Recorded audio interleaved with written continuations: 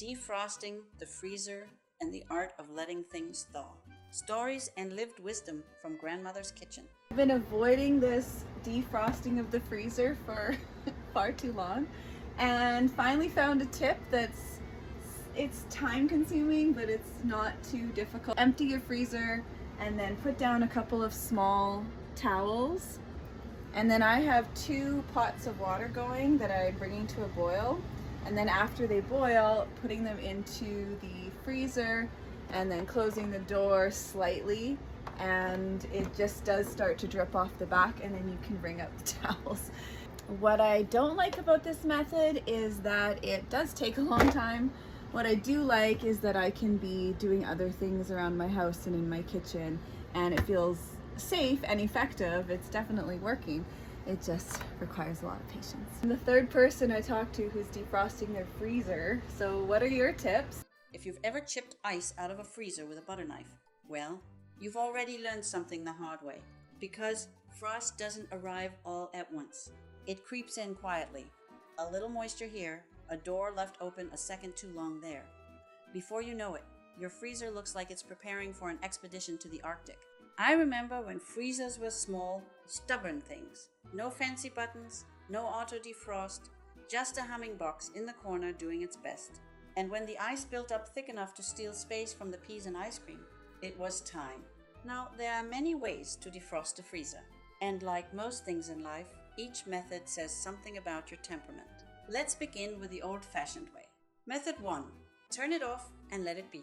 Unplug it, open the doors, lay down towels, and wait. This is the slow method, the patient method, the I planned ahead and removed the frozen chicken yesterday method. This method works best if your freezer is standalone. Its pros: it's gentle, no drama, no risk of cracking plastic or damaging coils. Ice melts at its own pace, just like it was always going to. Cons: it takes time, sometimes a whole afternoon. Sometimes you stand there staring at a stubborn glacier in the back corner wondering if it has emotional attachments. But melting is steady work. Ice gives up eventually. Now, some people are less patient, which brings us to method 2, the bowl of hot water. Now, if my fridge and freezer are all one unit stacked together and sharing the same steady hum, I may not want to turn the whole appliance off. The milk still needs minding. The leftovers are not volunteering to sacrifice themselves for the cause. That's when steam truly earns its place. It warms the freezer directly, right where the ice is misbehaving, without asking the refrigerator to take the day off. If I've got a separate chest freezer out in the garage, that's a different story. I unplug it and let it sit and reflect on its choices. But when everything's connected, steam is simply the polite approach. I place a bowl of steaming hot water inside, close the door, and let the warmth do the persuading. Steam loosens frost without force. It encourages rather than attacks. I may need to replace the hot water every so often to keep things moving along, and that's perfectly fine. Pros? It's faster than simply waiting. Still safe, no sharp tools involved, and I can putter about the kitchen while it works, just keeping in the back of my mind that the towels will need tending. I've found 2 smaller hand towels are far easier to wring out than one great heavy one. They may require more squeezing, but they make far less of a mess. Cons? It does require supervision. Steam creates moisture and floors do not appreciate surprise puddles. And truth be told, it always takes a little longer than you expect.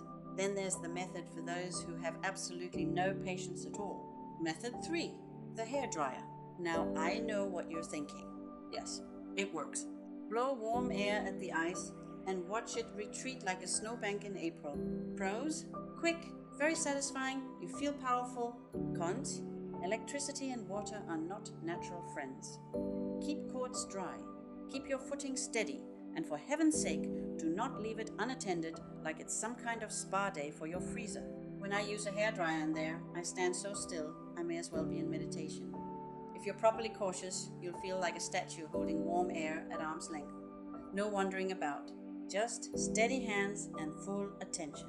And if your house wiring is a little vintage, don't be surprised if you blow a fuse. Hairdryers pull their weight. So if you're short on voltage, be prepared to visit the breaker panel and know which switch belongs to the kitchen before you begin. It works, but it demands respect. And finally, There is the method we do not recommend. Method 4. Chipping away with a knife. I know, it's tempting. You see a thick ridge of ice and think, I can conquer that. Listen carefully. Freezer walls are not built for battle. One wrong slip and you've punctured something important. Refrigerant lines are delicate creatures. Damage them and your freezer becomes an expensive cupboard. Pros? None worth mentioning. Cons? Everything. Now here's something most people forget. Defrosting isn't just about melting ice. It's about preparation. Move your food into coolers. Work quickly but calmly. Lay towels before you think you need them. Ice melts faster than you expect once it decides to cooperate. And here's a small truth. The thicker the frost, the harder your freezer has been working. Ice insulates the coils, makes the motor strain, costs you energy. So, defrosting isn't indulgence, it's maintenance. When the last bit of frost is thin and stubborn, just a whisper clinging to the corners, you might be tempted to leave the doors open overnight. And you can, as long as the freezer is off, as long as the room isn't humid, as long as towels are ready. There's no great tragedy in one quiet night of melting. Just don't forget to turn it back on in the morning. A freezer that's forgotten is far worse than a freezer that's frosty.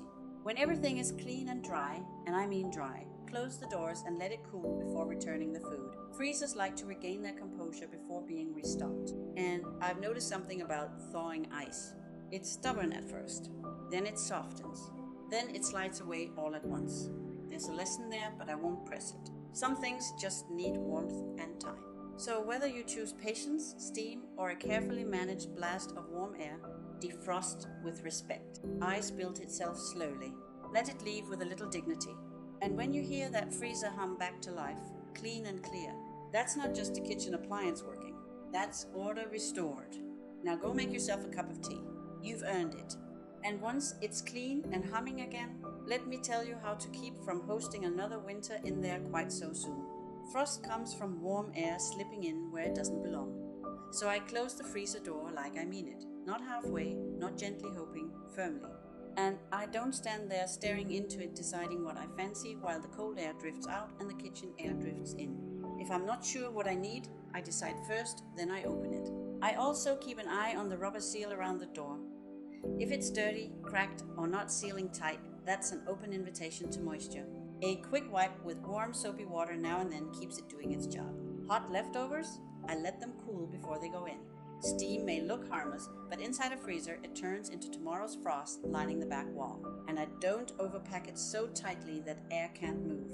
A freezer likes to be comfortably full, not crammed like a suitcase before a long trip. Small habits prevent big icebergs.